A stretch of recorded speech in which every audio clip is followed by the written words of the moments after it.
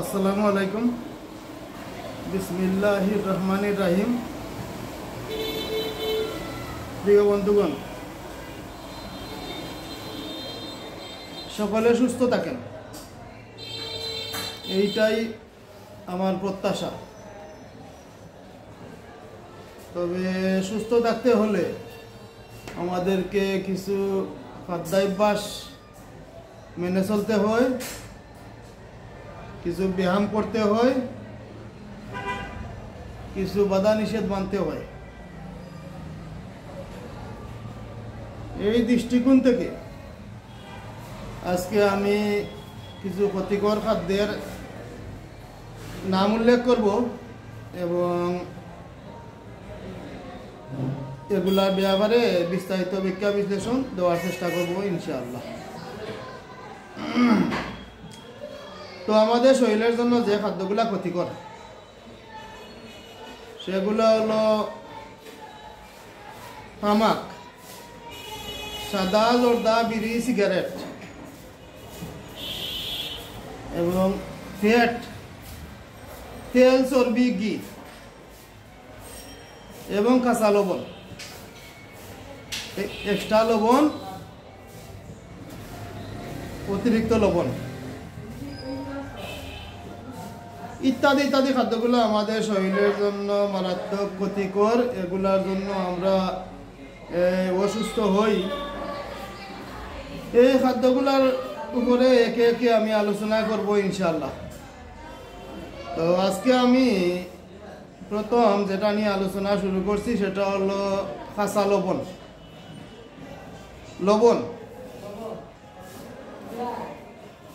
আমরা বাঙালিরা বলি লবণ, ইন্ডিয়ানরা লবণকে বলে নুন। ইংলিশে লবণকে বলা হয় সল্ট। আমাদের হোমিওপ্যাথিক সায়েন্স লবণকে বলে নেট্রামিউর। তো এই নেট্রামিউর অথবা লবণ অথবা নুন অথবা সল্ট, যাই আপনি বলেন না কেন, এইটা আমাদের জন্য ক্ষতিকর।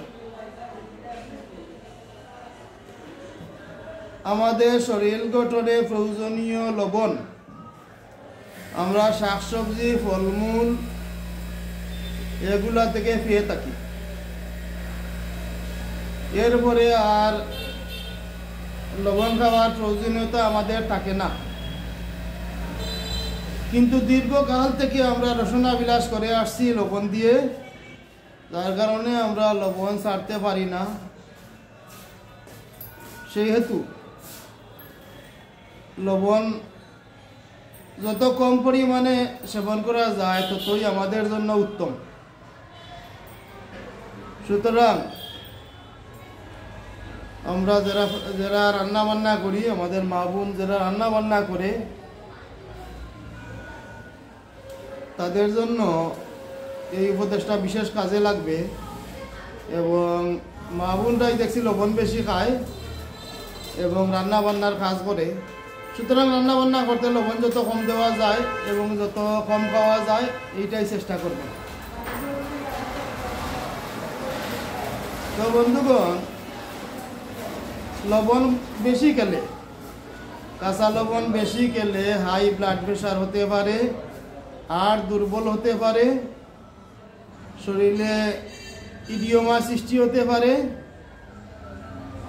এই রোগগুলো কাঁচা লবণ থেকে হয়।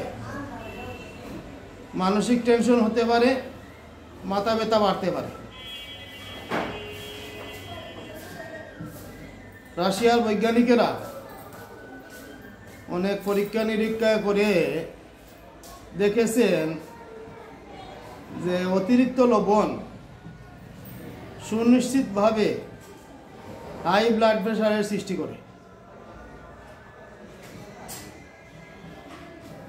আরও পর্যবেক্ষণে দেখা গেছে অতিরিক্ত লবণ যারা খায় তারা মাথা ব্যথায় আক্রান্ত হয়, হৃদযন্ত্রের দুর্বলতায় আক্রান্ত হয় এবং অনেকের শরীরে পানির পরিমাণ বেড়ে যেতে পারে, শরীর ফুলে যেতে পারে ইত্যাদি ইত্যাদি। লবণের অনেকগুলা ক্ষতিকর দিক আছে। কোষ্ঠকাঠিন্য সৃষ্টি হতে পারে লবণের জন্য। এরকম লবণের অনেকগুলা ক্ষতিকর দিক আছে। উত্তর জাপানের লোকেরা আমাদের চেয়ে 3-4 গুণ বেশি লবণ খায়। পর্যবেক্ষণে দেখা গেছে তাদের ব্লাড প্রেশারের রোগী, হাই ব্লাড প্রেশারের রোগী আমাদের চেয়ে 3-4 গুণ বেশি। পক্ষান্তরে গ্রিনল্যান্ড, চীন, অস্ট্রেলিয়া, পানামার লোকেরা লবণ কম খায়, যার ফলশ্রুতিতে দেখা গেছে এইসব দেশে হাই ব্লাড প্রেশারের রোগী অনেক কম।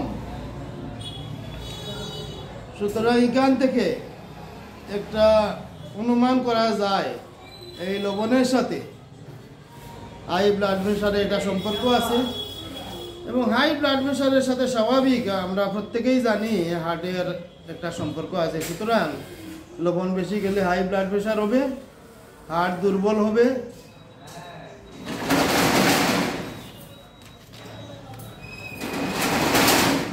এছাড়া লবণের আরো ক্ষতিকর দিক আছে। যারা কাঁচা লবণ বেশি খায় তাদের পাকস্থলীর লাইনিন ক্ষতিগ্রস্ত হতে পারে। এই পাকস্থলীর লাইনিন ক্ষতিগ্রস্ত হলে সেখানে ক্ষত সৃষ্টি হতে পারে সহজে।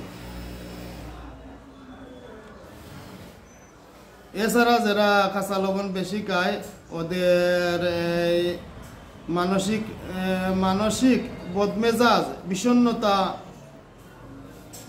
বেড়ে যেতে পারে, কোষ্ঠকাঠিন্য হতে পারে, কোষ্ঠকাঠিন্য হওয়ার পরে ব্লিডিং হতে পারে, কোষ্ঠকাঠিন্য বাড়বে, কোষ্ঠকাঠিন্যর ফলে মলদ্বারের ব্লিডিং বাড়বে ইত্যাদি ইত্যাদি। কাঁচা লবণের, এক্সট্রা লবণের, অতিরিক্ত লবণের অনেকগুলা ক্ষতিকর দিক আছে। সুতরাং এই দৃষ্টিকোণ থেকে আমরা সুস্থ থাকার জন্য লবণ কম খেতে হবে। যেহেতু দীর্ঘদিন থেকে আমরা কাঁচা লবণ খেয়ে অভ্যস্ত হয়ে গেছি, সেই হিসাবে পুরোপুরি ছেড়ে দেওয়া আমাদের কাছে অনেক কষ্টসাধ্য ব্যাপার।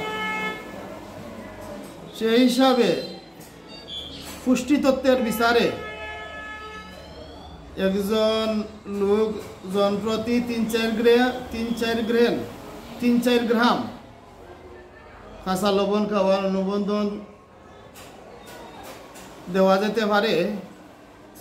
এর বেশি না খাওয়াটা উত্তম। সুতরাং যারা রান্না বান্না করেন তারা এই ব্যাপারে সতর্ক থাকবেন, লবণ যত কম দেওয়া যায়।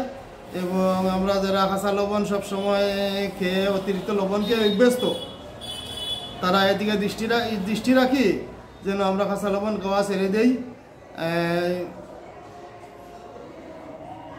এই বলে আজকের বক্তব্য এখানেই শেষ করলাম। আগামী বক্তব্যে আমি অন্য জিনিসের ব্যাপারে, যেমন তামাক, বিড়ি, সিগারেট, তেল, চর্বি, ঘি, এইগুলার ক্ষতিকর দিক নিয়ে আলোচনা করব। সবাই ভালো থাকেন। আসসালামু আলাইকুম।